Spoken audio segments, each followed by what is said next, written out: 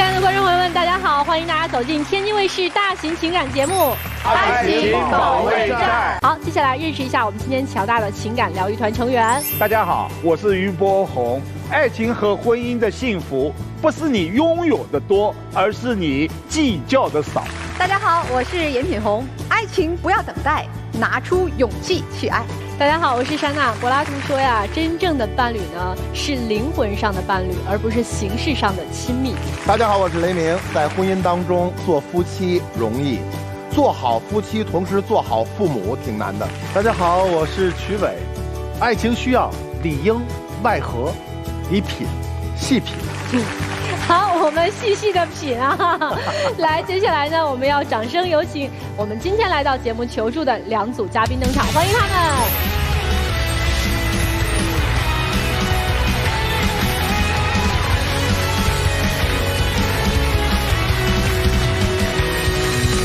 首先要疗愈的是本期第一对情感嘉宾严先生，30岁，来自天津，旅行社领队；马女士，27岁，来自陕西，程序员。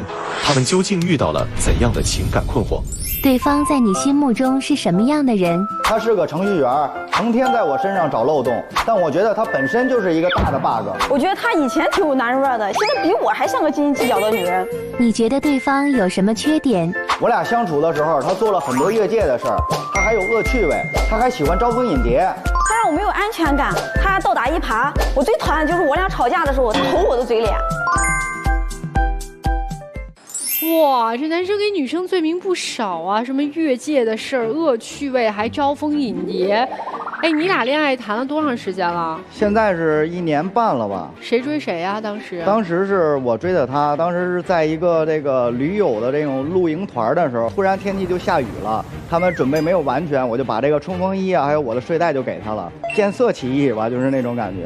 然后看他比较好看，然后就互相留了联系方式，之后就吃饭呀，包括追他这样的就在一起了。你这个里边说到什么恶趣味，这是啥意思？我怎么没懂呢？我们在这个相处的时候就没住在一起，那个时候，然后呢，我这个工作原因呢，就是有一点那个可能出汗呀或者爬山的领队多一点，可能回去呢之后身上都是泥点子或者身上都是汗味的那样，然后他就知道我要回去了，就在我的出租屋等着我，把这身衣服他就给我洗了，洗衣服都挺好的，他是有点那种爱闻臭袜子那种感觉似的。就是拿着这个我这身脏衣服，然后之后去到卫生间里边，他对着那个镜子闻完了之后还要笑一笑的那种感觉，这不光是恶趣味，就有点奇葩的那种感觉了，这能明白吗？就我特别忍受不了他这一点。其实主持人我想解释一下，就是因为我俩之前是聚少离多嘛，其实有时候洗衣服的时候就脑子里就是幻想着我们的未来，然后就可能有他说的那种感觉。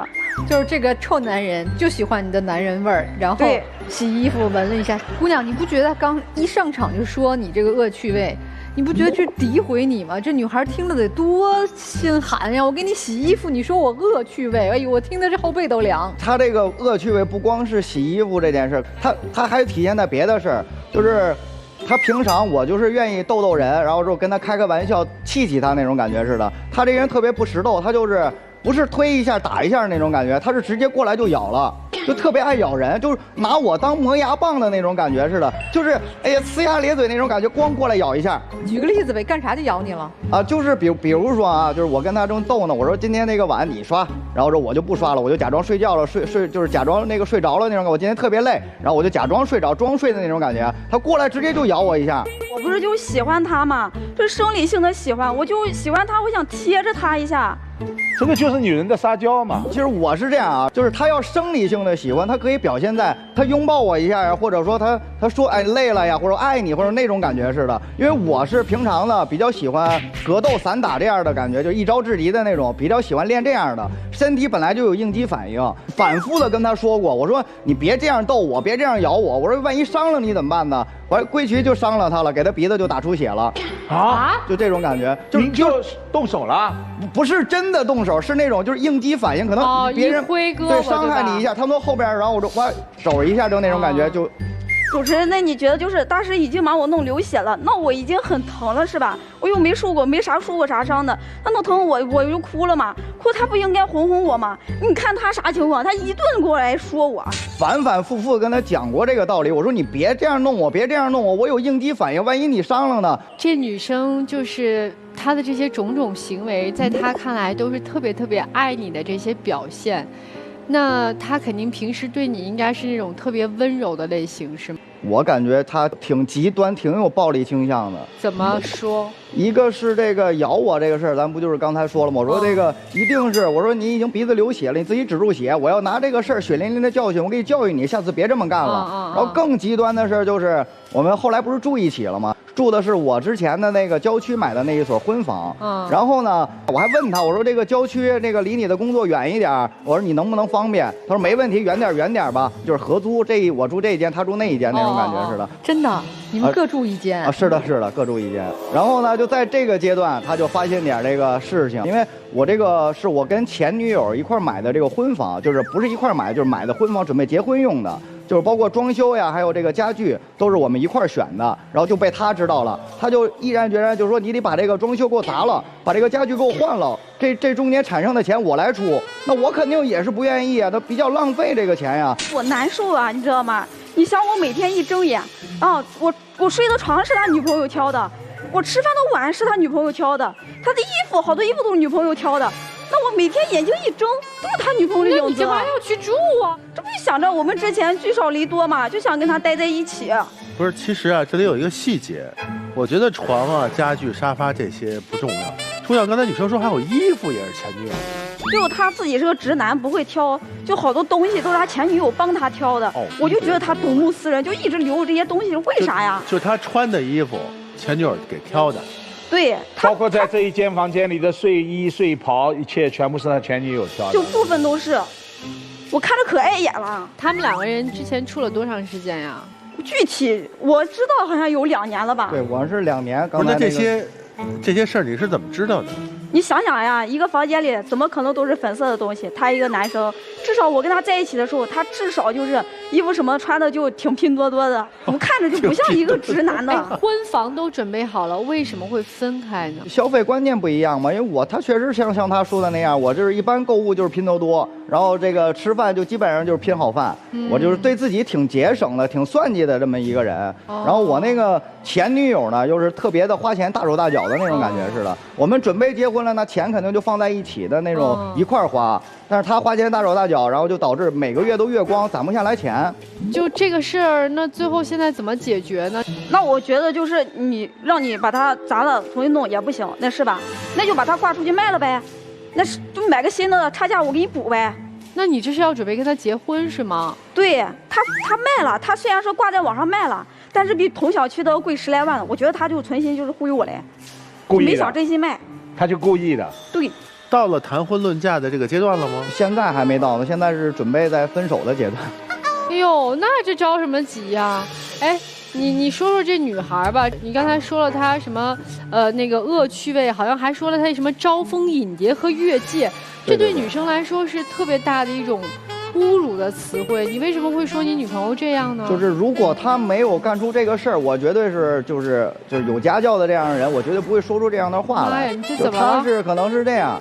程序员嘛，然后之后这个工作组可能20多个人，就她一个女生，她又是那种小组长的那种感觉似的，她就是特别享受那种众星捧月的感觉，捧成小公主的那种感觉。每天有人给她送水果、送奶茶，然后呢，最让我忍受不了的就是，她上班的时候特别的精致，就是又小裙子又这种小旗袍又高跟鞋呀，然后每天不管多早，都得化全妆。跟我休息的时候就是素面朝天。因为我也是个小领导的吧，然后我进公司我打扮好看一点，穿正式一点，不好吗？我邋里邋遢的，我上班我怎么面对同事这些？这个没关系，我觉得上班大家都要有一个上班的状态。其实现在在大厂，就像他们的这一些女的程序员，哎，她真的打扮的比较精致。不，男生你是希望你的女朋友回家也化一全妆对着你吗？回家穿着旗袍，你不觉得她累吗？这跟打扮不打扮没关系。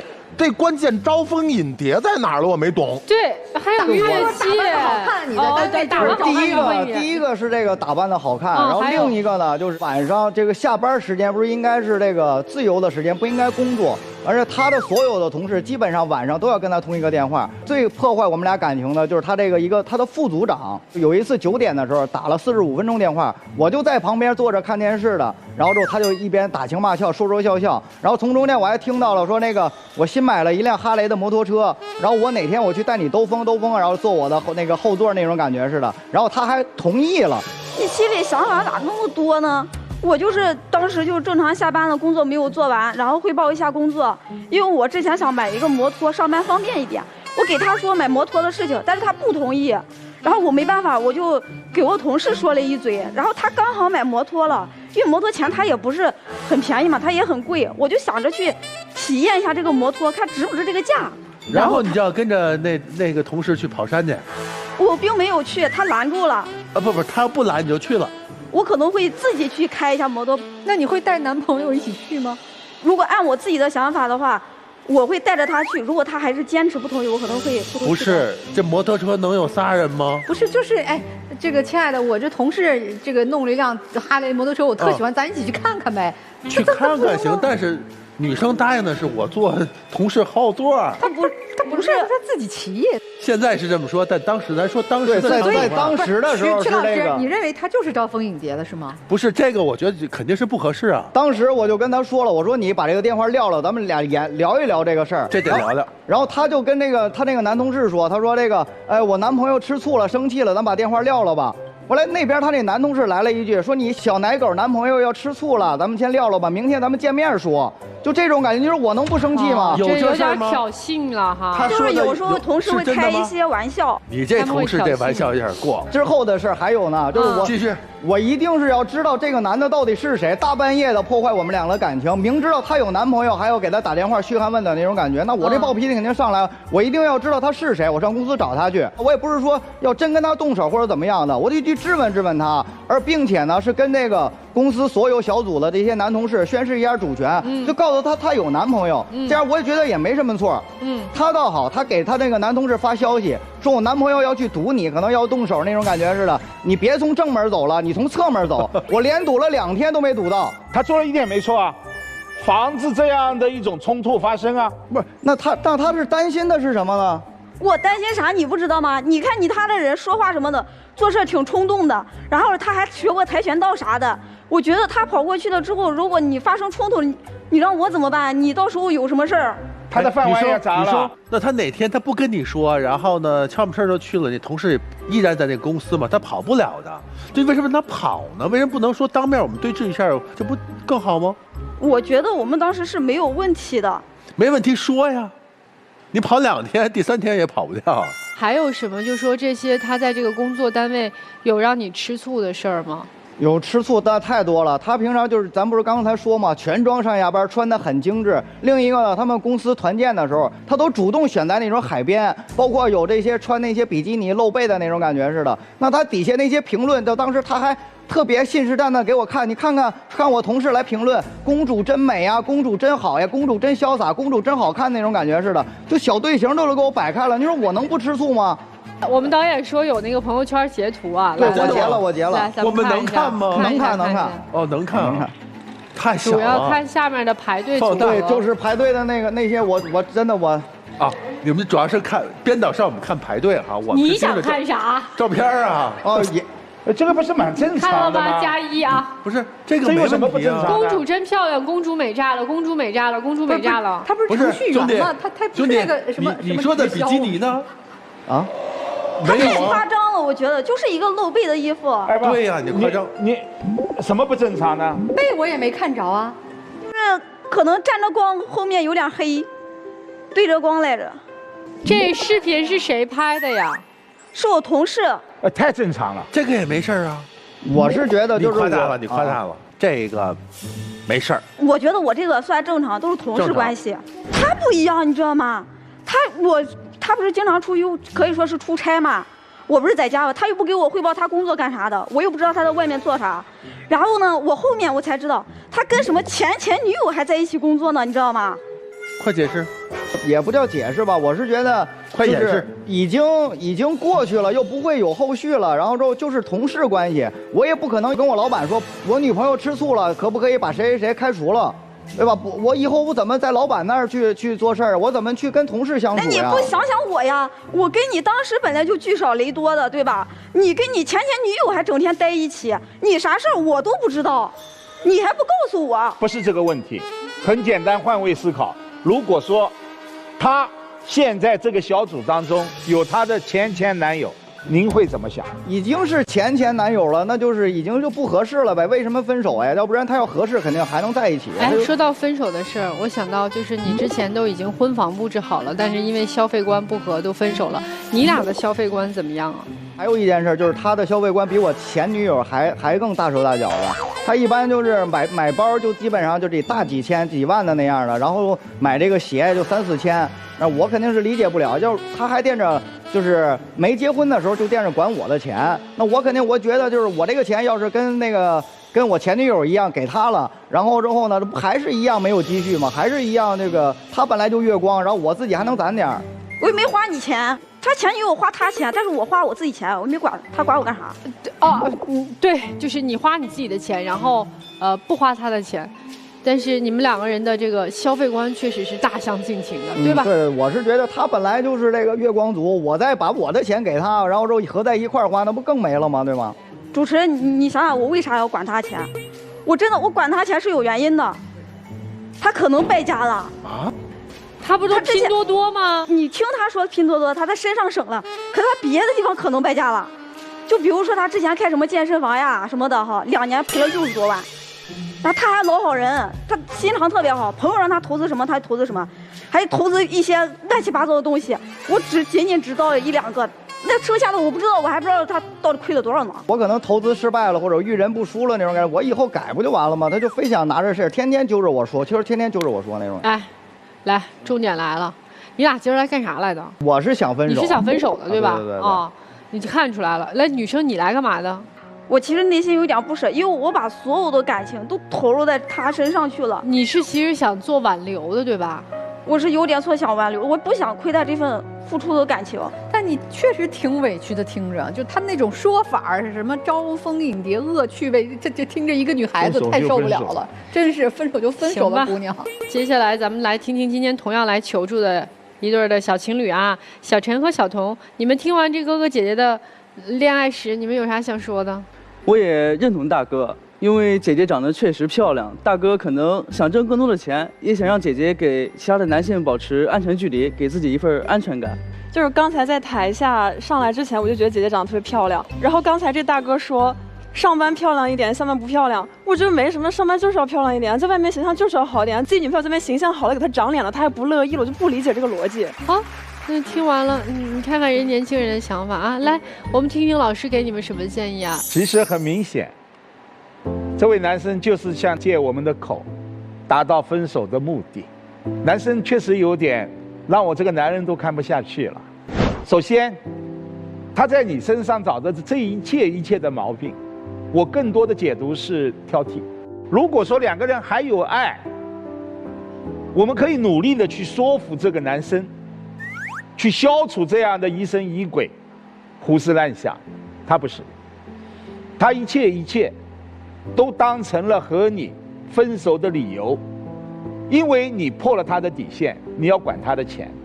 有些女人总认为，要管住男人的心，就要管住他的钱，甚至有的女性认为，我把男生的钱管住了，他就会有归属感。这种被逼被迫的归属感很苍白。另外，你怎么可以住进他和前女友准备的那个婚房吗？这不是自讨没趣吗？不是砸就是卖，这又碰了他的底线。所以今天挑开了说明了，如果分手，我们今天就说分手，合不来。爱了1年了，何必不停地在对方身上找 bug？ 何苦呢？毕竟曾经爱过，哪怕她成了你的前女友，那一段经历，以后你也会时时的记起，何必搞得如此的不堪呢？其实你说两个人的生活方式不一样，对这个理财呀，甚至包括房子的这个认知不一样，我觉得这都可以磨合。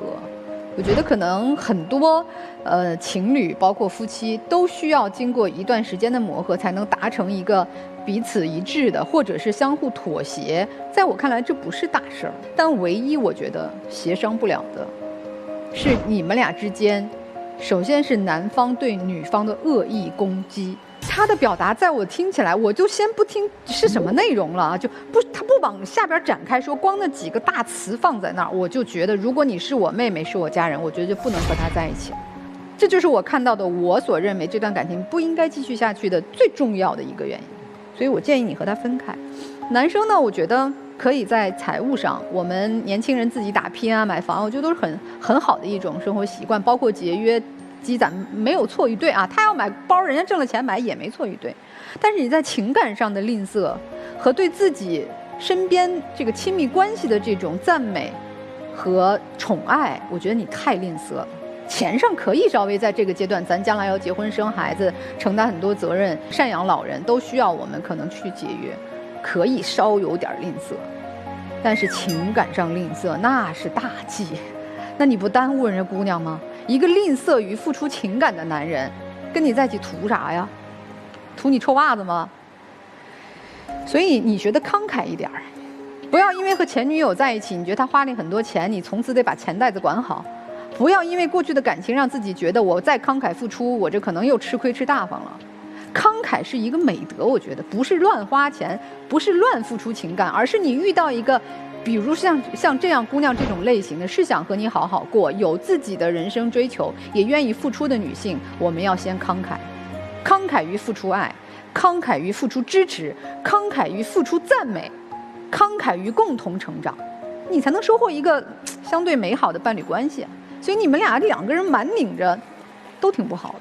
分吧，赶紧分吧！我听着太难受了。从几点，我觉得这个男生一点都不爱你。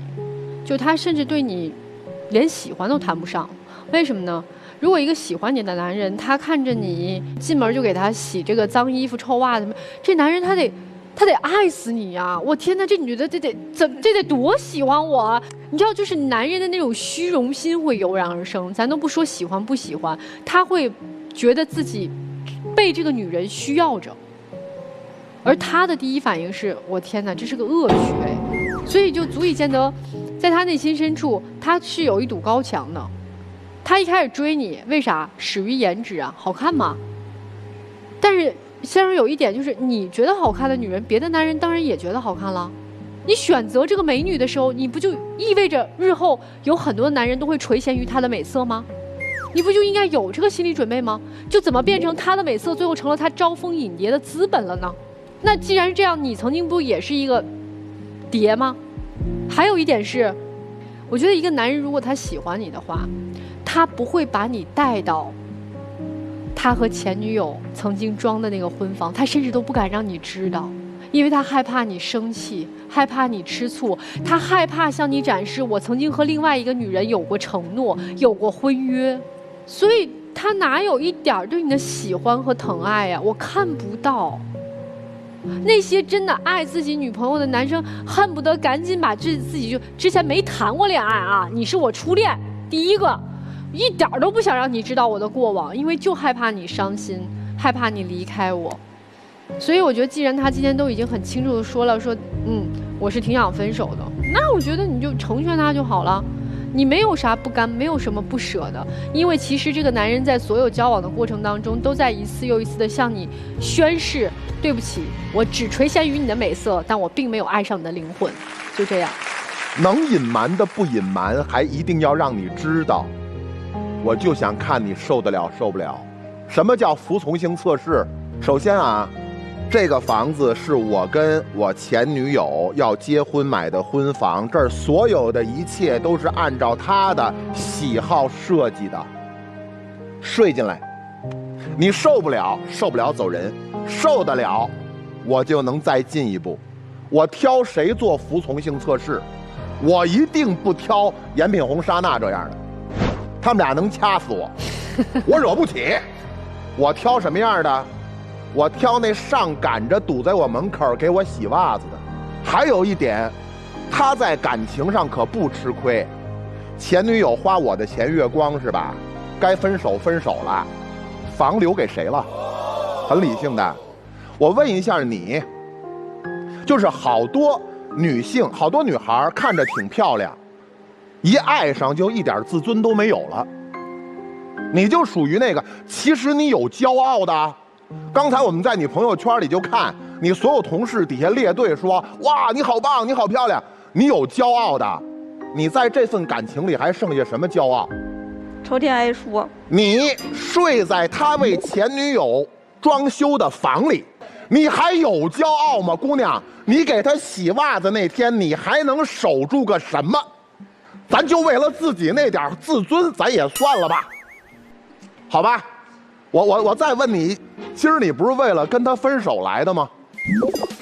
是不是？一个是分手来，另一个呢就是所以咱有一个就成，就是为了分手来的。老严这样，你就帮他一把。我再问你一遍啊，老严，在你心里，是前女友的待遇更高，还是他待遇更高？如果要是前女友待遇高的话，那我就不会找他了。你呀。哎呦，雷老师他不可能承认，没事，你明白我中间插一句话行吗？就感觉好像我是没说完，没说明白还是怎么样？就感觉不用说，我们的智商还可以，不是，我们智商还可以。稍等，不是。该我发言了吧？你说，你马上没说的。我感觉好像就前4个老师说完之后，那我感觉我是一个恶人。没有，你都说明白了。谁说的多，然后之后谁就得来批判，是那种感觉吧？哦，不，哦，那没事了。你都说明白了，他就是不明白。我没事。就是这些事儿他摆在这儿，我们就事论事，我们没针对你。关键问题是此刻说对错有意义吗？没意义了呀。不是，各位老师，现在是不是我的时间？我让人家说，人家说，你们为什么要不让人家说？他说我不能不还嘴呀！你们不能说。问俩事实啊，一个是这个房子合租，谁提出来的？他提出来的。你想合租之前，你知道他有这么一个婚房吗？我不知道。不是他主动告诉你这是婚房的，对吧？对。好，合租在一起，是他主动告诉你，这是我跟我女朋友一块儿买的，那是我女朋友设计的。是他主动告诉你的吗？不是，是我自己发现的。对，各位老师，他没有做什么测试，那是被发现。相反，如果他把这个前女友深深地埋在了心里，没有这段经历，也没有前女友这段经历，反而这2个人没有走出去。好，女生，我认为你们之间的问题最大的是在你这儿。我认为多多少少，如果我是你的男朋友的话，我心里会有不安。因为真正的安定是什么？婚姻在一起那是心安，不是心动，对不对？你心并没有安。你在你们恋爱当中，你其实也很优秀，他肯定天生的就紧张嘛，对不对？那个微信上看照片呀，场景没事儿，真的没事儿。但你的确跟那个同事要去跑山去有事儿，挺大的事儿。包括你让那同事跑有事儿，有说不清楚的事儿。要能说清楚，面对面，他是这么没有理智人吗？你真把他想成为一个情绪不能控制的人吗？他也不是。但为什么你让他跑，不能面对面的去说清楚？那有事儿说不清楚嘛？就拿说那个，哎，你男朋友怎么这么什么小奶狗什么的，是吧？这小奶狗又吃醋了。你说这调侃，你觉得是你的一个下属应该说的话吗？敢说的话吗？你敢说你的行为在你的同事当中有足够受到尊重吗？不要听他们说都是他的问题，你也有问题，解决好你的问题，哎，你们俩之间就相处会有机会的。为什么一定要离开啊？如果说分是你今天来的目的的话，那我想让你知道的是，任何事情，一件事情出现问题都是双方的，尤其是关系当中。我个人觉得，如果可能的话，磨一磨在一起。如果觉得哎，就笃定了，分了也算，没所谓。因为什么？一段爱情，如果遇到对的人，我们就是得到；如果遇到错的人，我们就是学到。姑娘，我希望你学到一些东西，好吗？就这样。好，谢谢曲总，你俩坐那歇会儿，咱们换第二组嘉宾。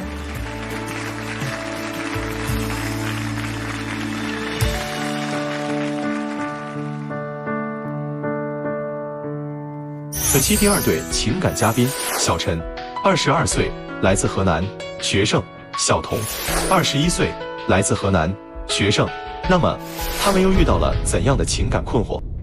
你最接受不了对方什么？抠门儿、小气、爱算计，不会包容我，对我没有耐心。跟他在一起我很心累。他特矫情，什么事情都得顺他的意，还窝里横，把我当出气筒。你希望他以后怎么做？我希望他以后对我温柔一点，别那么多事，也别总为难我。我希望他能多在乎我一点儿。虽然当初是我追的他，但是我希望他可以像我爱他一样爱我，脚踏实地的为我们的以后着想。一个要他温柔一点，一个要他多在乎我一点。现在其实处在的是一个人生的，十字路口吧，算是两个人未来可能对于选择啊都不同，或者你们两个人可能现在情绪上起伏都会比较大一些。那谁先说呀？老师，我先说吧。好，我们俩大一的时候就是同班同学嘛，那会儿就是只是互相认识，但还不是很熟悉。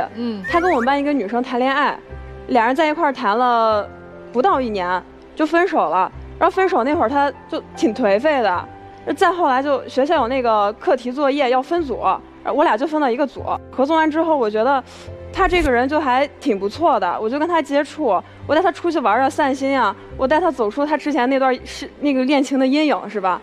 结果我跟他在一块儿之后，我就发现他这人特别的抠门，你就想象不到他有多抠门，他简直就是抠门，他妈给抠门开门，抠门到家了，你能明白吗？怎么个抠法？我俩出去吃饭都 AA 的。然后这 AA 制还是他提的，他说我们两个现在都学生嘛，没有自己那个独立经济来源，然后希望经济独立一点。就反正在我看来，他就是怕我占他便宜。之后那一回是就我的课题，我弄完了，我心情特别好，我说出去吃顿好的放松一下，我让他陪我一块儿去，他同意了，我就选了一个人均消费200多的餐厅吧，就200多也不是很贵吧。最后他让我点，我就点了我自己爱吃的嘛。我点完之后我让他点，他不点。他说怕点多了吃不完就浪费，就先点着吃着，吃完不够再点，就是先光盘那我能明白，我就听他的来了。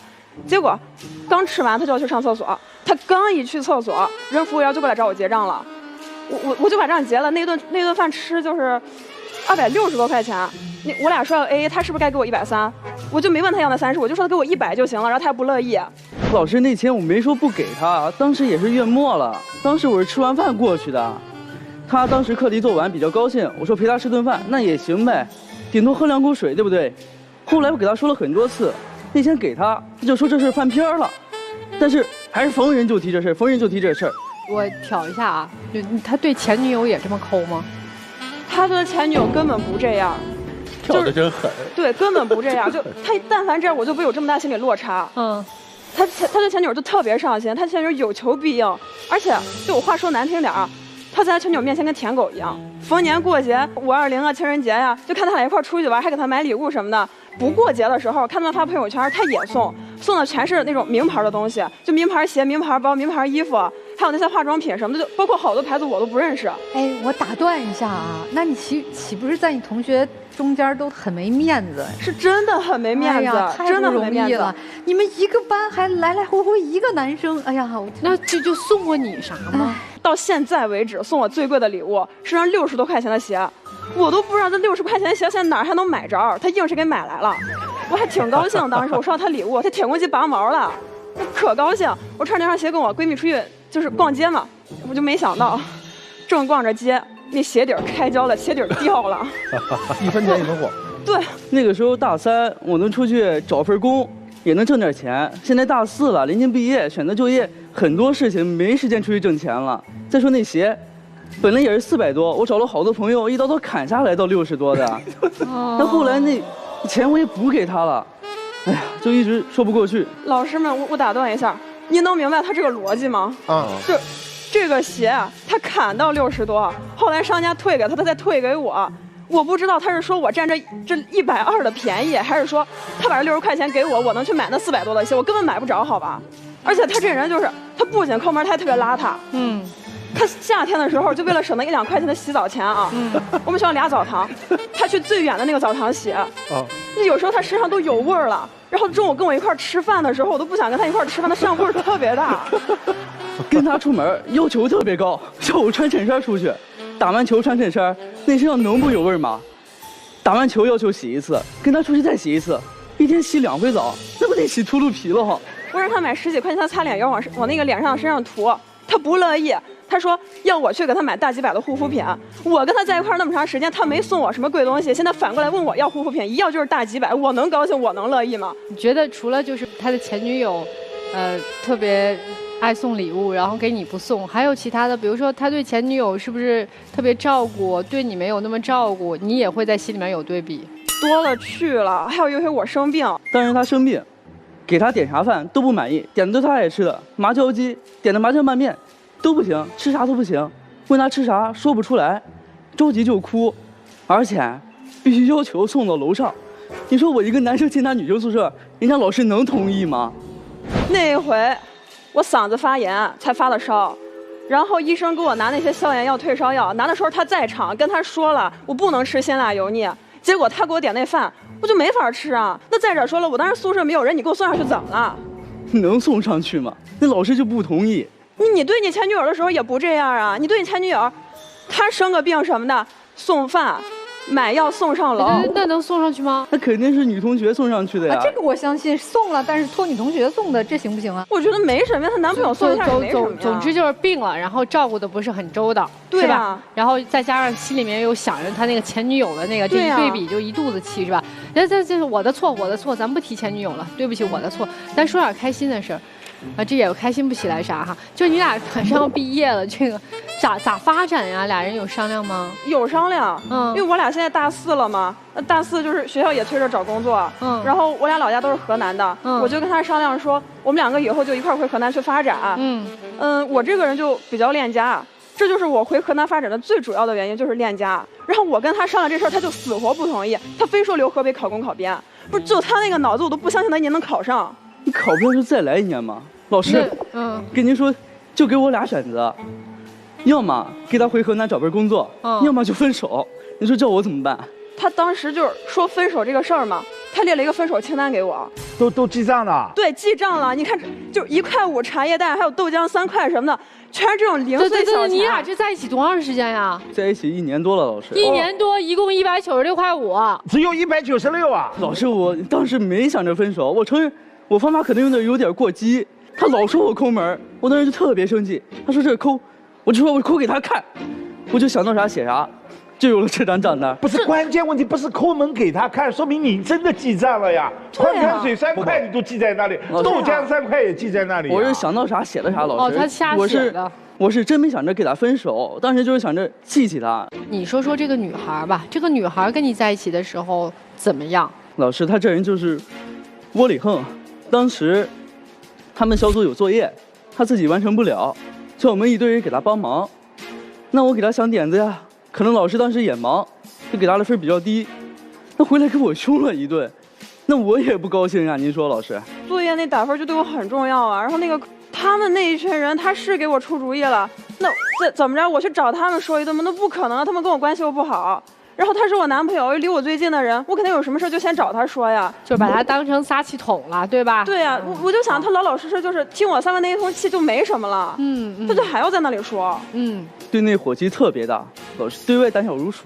当时我们俩一起刷视频，有一个博主发表那种虚假消息，我就给人家举报了，他就不同意，他就说赶紧让我撤销掉，别找事儿什么的呀。这种消息我们看见都不管。那给大家看见这消息多不好呀！那个事儿后来就是他真惹事儿上身了，那博主追着他骂，那不给人家也封了吗？那号。那你花点时间陪陪我怎么了呢？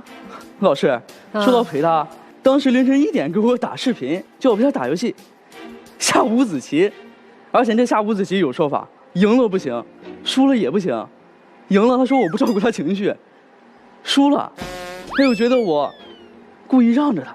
我平时我一心情不好我就失眠，然后我一失眠我就多想，我就恶性循环，我就更失眠睡不着。那会儿就到1点多了嘛，我就想着给他喊起来就陪陪我。他平时什么那下棋水平我都知道，我俩下10局他都能赢8局，那会儿他远比我厉害多了。结果那天晚上我给他叫醒之后，他就我就一直赢，我就感觉他就是敷衍我，一直在让我放水呢。还有，之前我跟我闺蜜我们俩想出去爬山旅游呢，我就想让他陪着一块儿去，他就不愿意。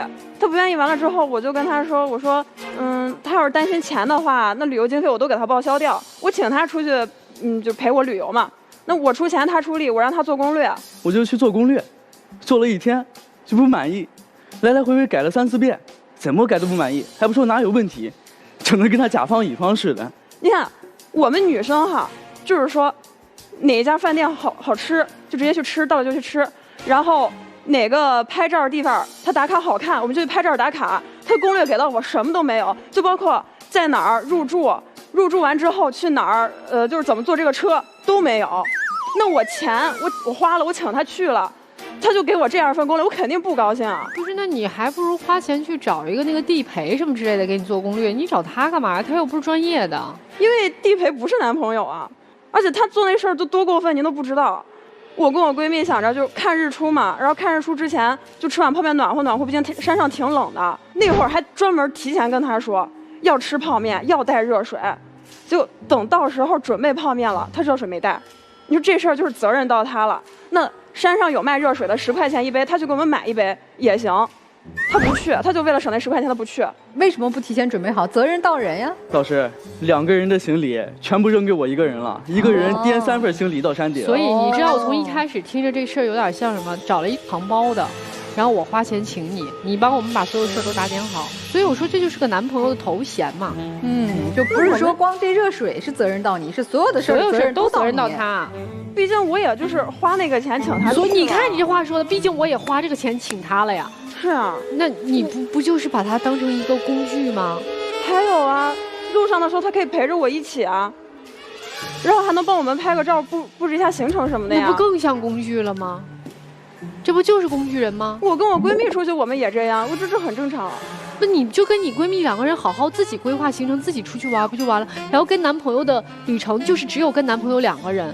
因为我还是想她跟我闺蜜，就不要像网络上那种婆媳大战一样，我不希望他们关系搞那么僵，我就希望他们提前关系打好一点，然后多熟悉那种。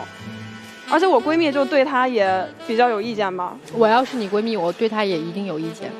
老师当时给他们拍照，相机往前摆显着显不着头，往后摆又显着照不着腿。她的闺蜜，我看着我给她闺蜜拍的也差不多呀，她就不同意。根本就不一样，根本不一样。老师，你别听他说，就他给我拍的照片，山特别好看，然后树特别绿，水特别清，天特别蓝，看不着我人在哪儿。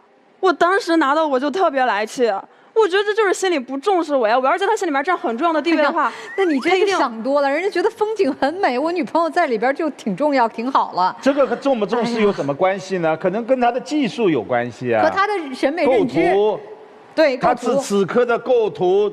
想法、能力问题，来，我问一下你俩今儿来咱节目是要干啥的？还是想继续走下去吧，就是希望他对我包容一点。姑娘，你今天有啥诉求呢？我当时听到他说来要跟我分手，我还挺生气的。但是既然来，我就陪他来，就这么抠门了。他说来这儿要跟你分手啊？对啊，他就这么跟我说的呀。啊，他这么厉害呢？啊，没有。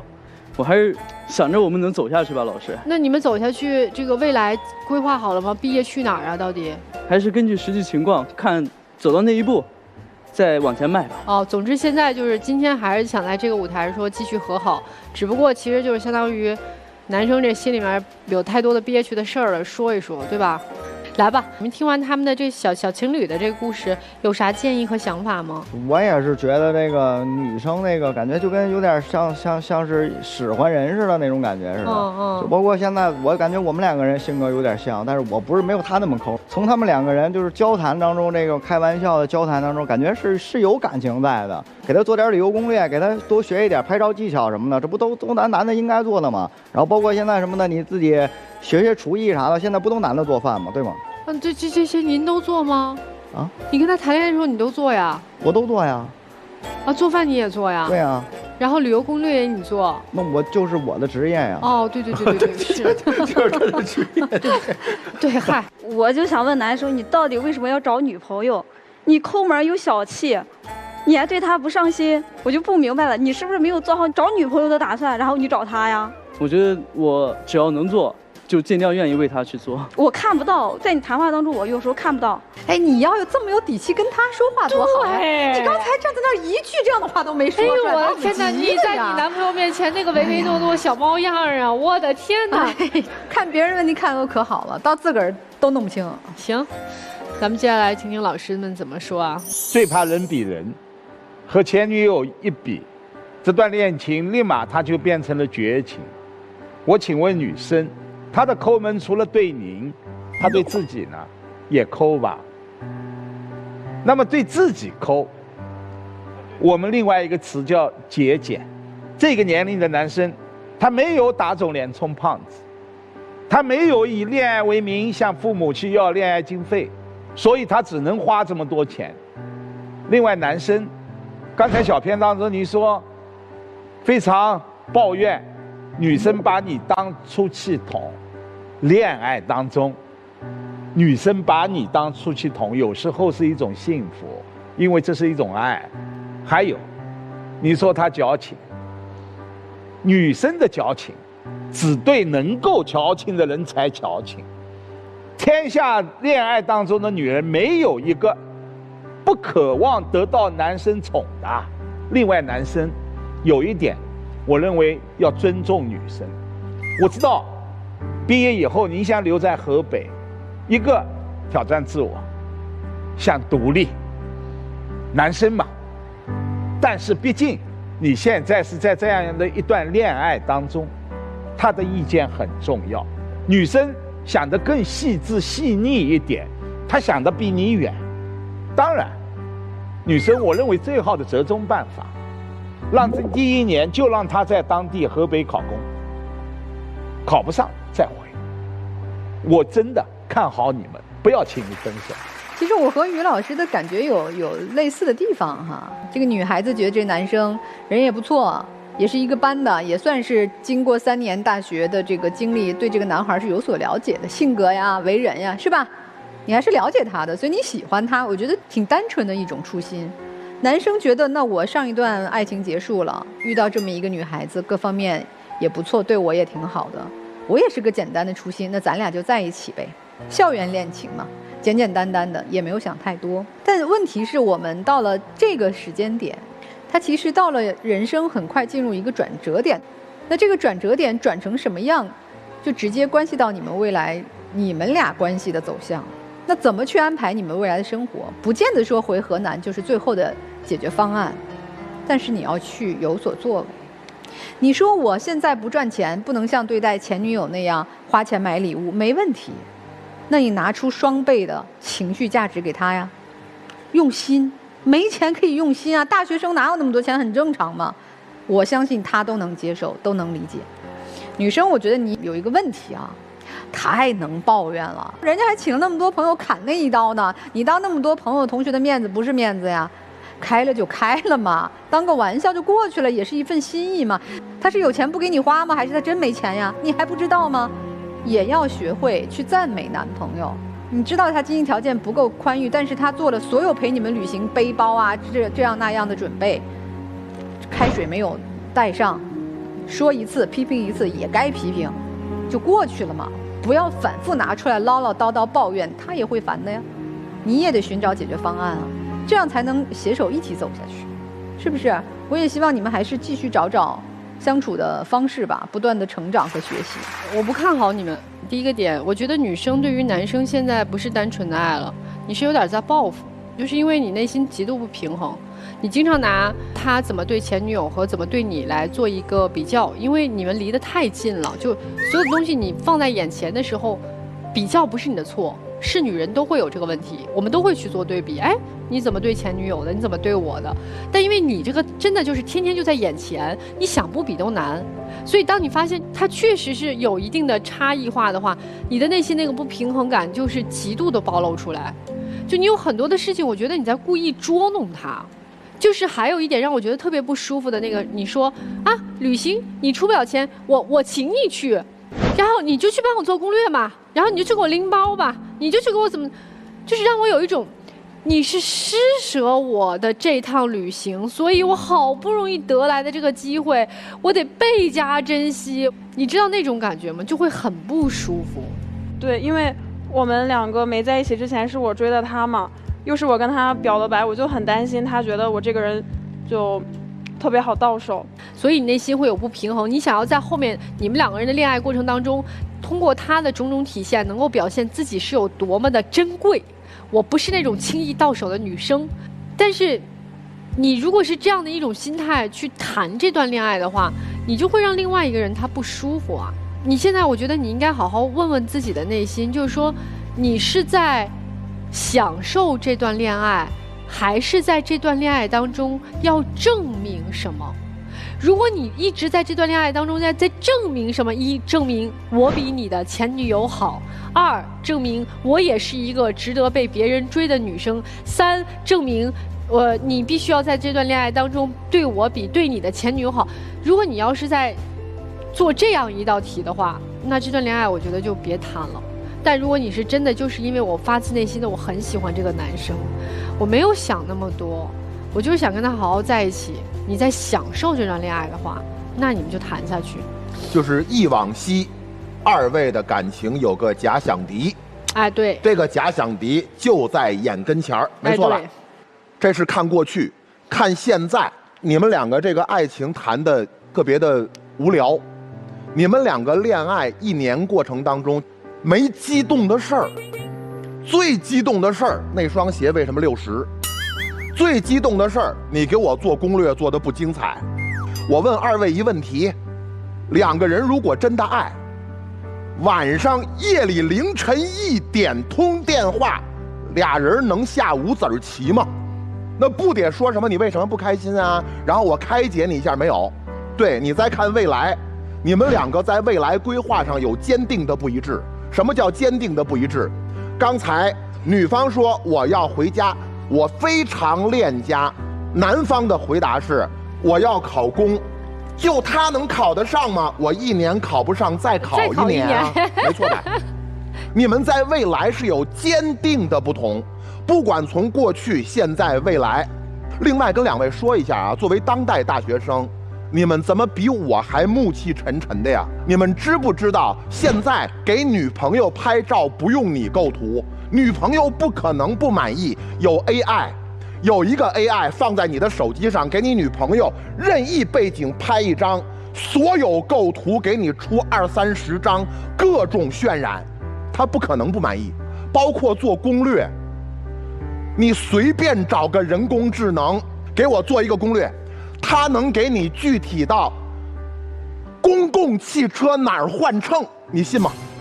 所以你们的矛盾就是不新潮，没有激情，却充满着遗憾。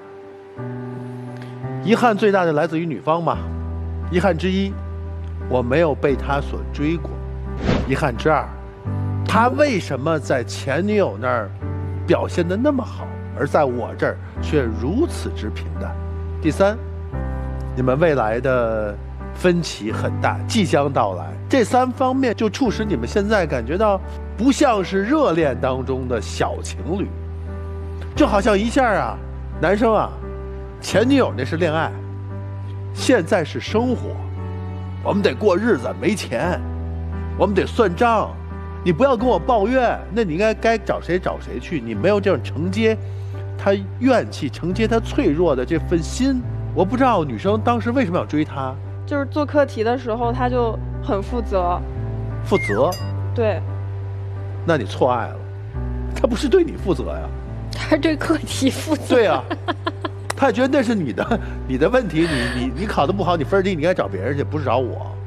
我真的不认为他爱上你，或者说你们俩之间没有爱，不知道谈了一个什么恋爱，因为在你们的恋爱当中，我没有看到动情，没有看到情不自禁，没有。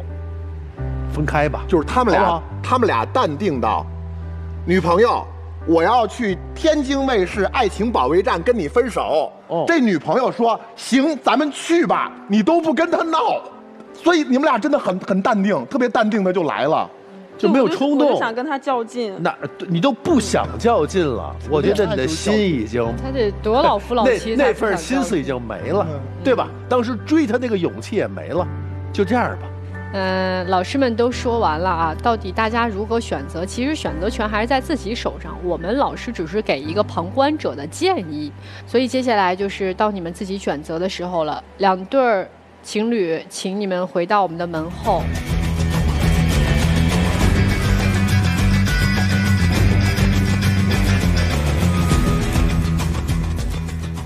那么在揭晓第一组嘉宾的这个结果之前呢，我们要提醒一下电视机前的观众朋友，大家可以通过登录优酷视频、腾讯视频观看节目的完整内容。我们一起来揭晓答案，3、2、1，请开门。我觉得这俩不会出来的啦，男生都那么坚定的要分手了，就是来分手的呀。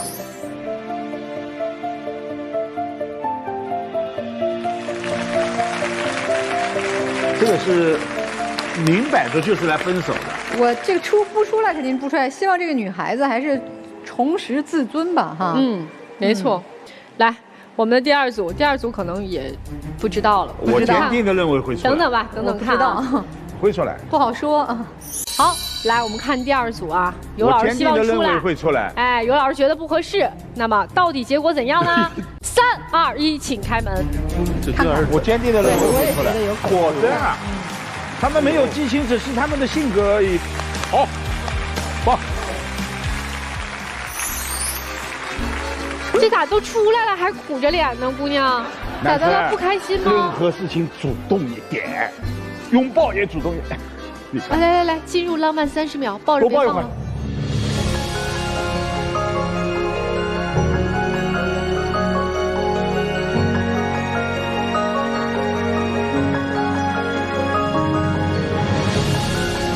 好了，请亮灯吧。